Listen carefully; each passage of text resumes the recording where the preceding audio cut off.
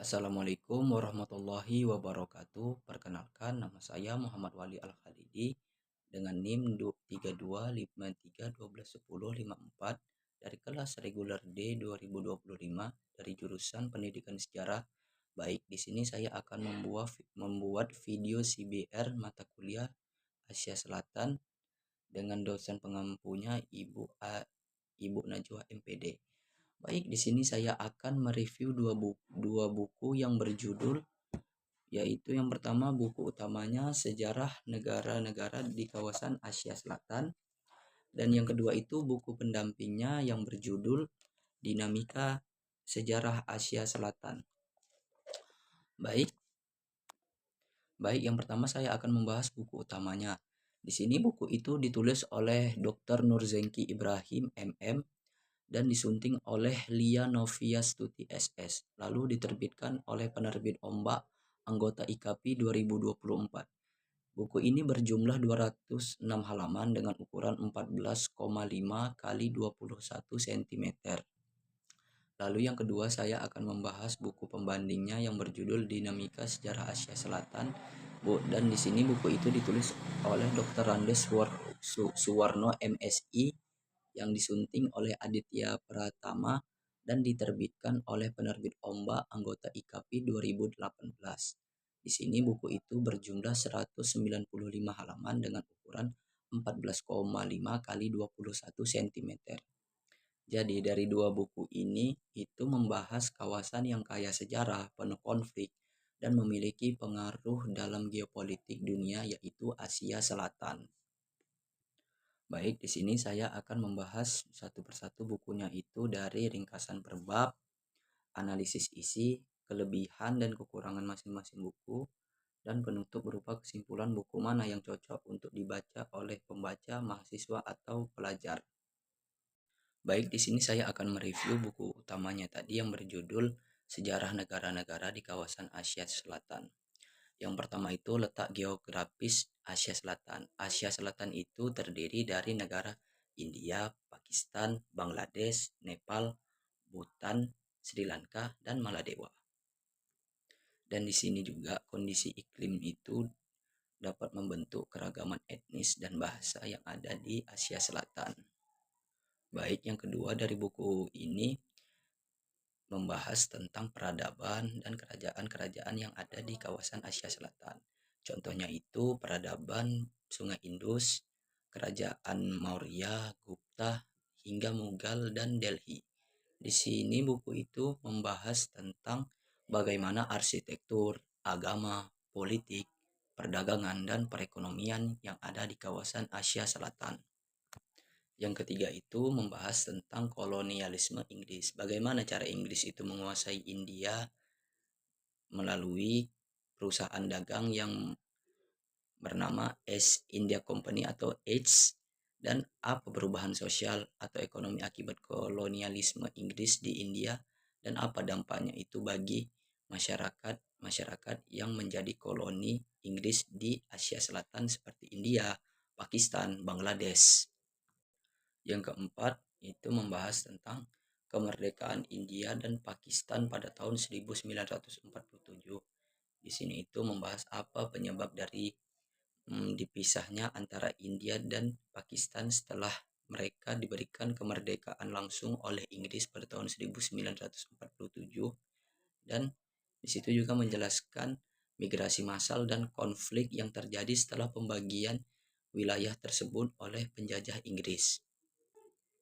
Dan yang kelima itu membahas perkembangan negara di Asia Selatan seperti Bangladesh yang lepas dari Pakistan pada tahun 1971, Sri Lanka dan konflik etnis Tamil Singgala, Nepal menjadi negara republik, Bhutan dan sistem kerajaannya, lalu yang terakhir itu Maladewa sebagai negara kepulauan yang berkembang dari sektor pariwisata. Dan yang terakhir itu dari pembahasan buku utama tadi yaitu modernisasi di Asia Selatan. Di sini membahas tentang hubungan internasional dan ekonomi antara negara-negara yang ada di Asia Selatan. Bagaimana mereka itu berhubungan, apakah mereka masih ada konflik atau sudah berdamai dan baik-baik saja. Baiklah, yang kedua itu saya akan mereview buku pembandingnya yang berjudul Dinamika Sejarah Asia Selatan. Jadi buku ini itu lebih analitis atau tidak hanya menceritakan sejarah saja, tetapi juga di sini buku itu menjelaskan mengapa peristiwa itu penting dan mengapa peristiwa itu terjadi dan bagaimana dampaknya terhadap dunia sekarang ini. Baiklah, yang pertama saya akan membahas tentang peradaban awal dan akar dari peradaban lembah Sungai Indus. Di sini itu buku itu menjelaskan bagaimana awal terbentuknya peradaban lembah Sungai Indus yang berada di kawasan Asia Selatan dan juga membahas perkembangan bahasa, seni, dan tradisi awal dari peradaban tersebut. Dan juga buku ini membahas bahwa Asia Selatan itu adalah salah satu pusat peradaban tertua di dunia. Dan yang kedua itu saya akan menjelaskan tentang perkembangan agama dan kebudayaan yang ada di kawasan Asia Selatan. Jadi, bagaimana agama seperti Hindu, Buddha, Islam, dan Sikh itu bisa masuk ke dalam kawasan negara yang ada di Asia Selatan? Apakah masyarakat di sana itu bisa menerima dan bagaimana reaksi atau tanggapan mereka terhadap agama-agama yang masuk ke kawasan Asia Selatan? Dan dari masuknya 4 agama yang saya sebut tadi, terjadi juga penyebaran ide dan interaksi antar budaya. Dan yang ketiga itu saya akan membahas tentang kolonialisme dan perubahan ekonomi. Yang pertama itu saya akan membahas struktur sosial yang berubah total. Yang pertama itu sistem kasta yang dimodifikasi, yaitu pemerintah kolonial Inggris pada masa itu mengubah kasta yang ada di India itu dari struktur sosial yang lebih cair dan dinamis menjadi sistem yang lebih kaku, terstandarisasi dan teradministrasi. Yang kedua itu ekonominya itu berorientasi ekspor. Dan yang ketiga itu tanaman komoditas menggantikan tanaman pangan, yaitu tanaman komoditas pada masa itu seperti teh, opium, goni, sutra, gula yang digantikan dan tidak diprioritaskan seperti tanaman pangan yaitu beras dan gandum. Dan yang keempat itu membahas tentang konflik pasca kemerdekaan. Jadi di situ membahas tentang perang India Pakistan, apa yang menyebabkan mereka itu konflik, apakah mereka itu berkonflik sampai hari ini. Ya bisa dibilang yang paling sering kita dengar itu pasti isu tentang perebutan daerah Kashmir dan juga membahas tentang perang Bangladesh.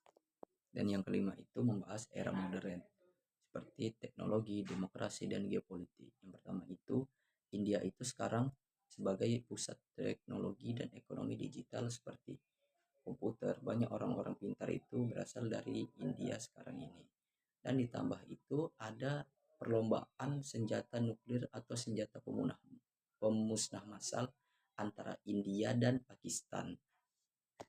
Lalu yang ketiga itu bagaimana hubungannya dengan Cina dan Amerika Serikat yang sekarang itu menjadi dua raksasa ekonomi setelah dulunya itu raksasa ekonominya Amerika Serikat dan Uni Soviet. Namun Uni Soviet pada masa itu kan sudah runtuh. Jadi di zaman sekarang itu ya tinggal dua yang masih bertahan dari dulu sampai sekarang, Amerika, dan raksasa yang baru bangkit itu adalah Cina.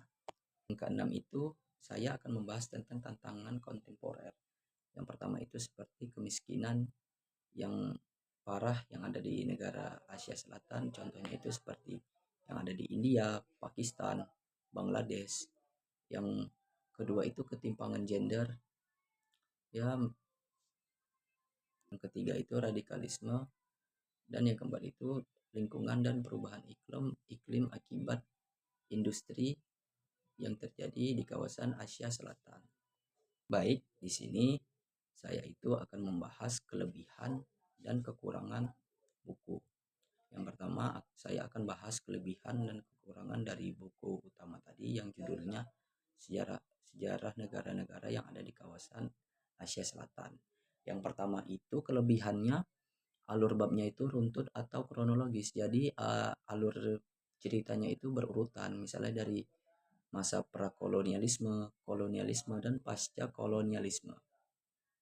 Yang kedua itu mudah dipahami pembaca pemula.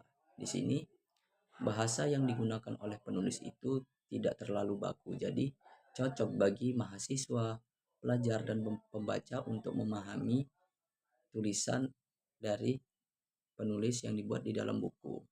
Yang ketiga itu cocok sebagai referensi untuk tugas kuliah, presentasi, dan penelitian awal. Dan saya akan membahas kekurangan buku tersebut. Yang pertama itu masih ada kesalahan dalam penulisan. Yang kedua itu yang dibahas dalam buku ini itu lebih condong kepada negara seperti India dan Pakistan saja. Dan di sini adanya ketimpangan pembahasan seperti negara-negara lain seperti Bhutan, Maladewa, Nepal, dan yang lain-lainnya. Dan di sini analisis isu modern itu masih sangat singkat sekali. Dan selanjutnya saya akan membahas kelebihan dan kekurangan buku pembandingnya tadi yang berjudul Dinamika Sejarah Asia Selatan. Yang pertama saya akan membahas kelebihan dari buku itu.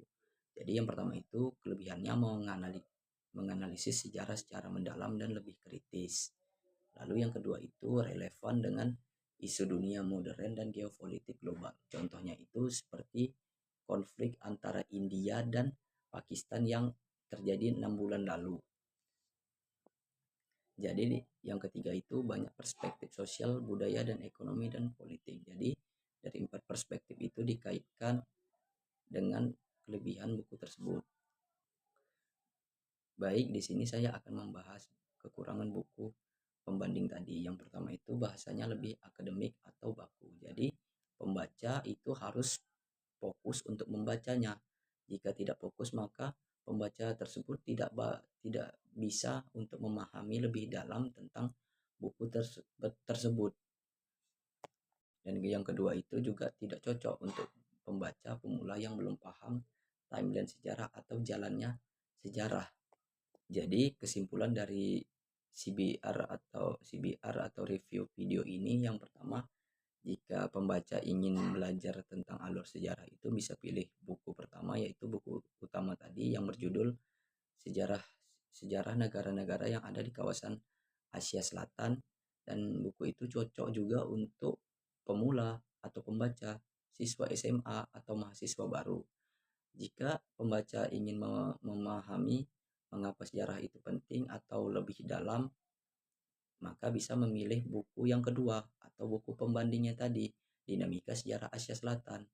Karena buku itu cocok untuk mahasiswa tingkat akhir, untuk misalnya buat skripsi, peneliti, dan pembuat makalah. Baiklah, dari 2 buku yang saya bahas tadi, yaitu Sejarah Negara-Negara di Kawasan Asia Selatan dan Dinamika Sejarah Asia Selatan, kita bisa mengambil banyak pelajaran berharga. Dari 2 buku ini memperlihatkan kepada kita bahwa sejarah hanya sekadar masa lalu, tetapi sebuah perjalanan panjang yang membentuk dunia kita hari ini. Asia Selatan adalah kawasan dengan konflik yang rumit, keberagaman budaya yang luar biasa, serta peninggalan sejarah yang sangat kaya. Di sana juga lahir agama-agama besar dunia, terjadinya peperangan besar akibat kepentingan politik dan kolonialisme, tetapi juga muncul gerakan kemerdekaan dan tokoh-tokoh yang berpengaruh pada sejarah global.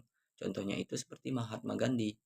Dari buku Sejarah Negara di Kawasan Asia Selatan, kita belajar bahwa setiap negara memiliki perjalanan sejarah yang unik.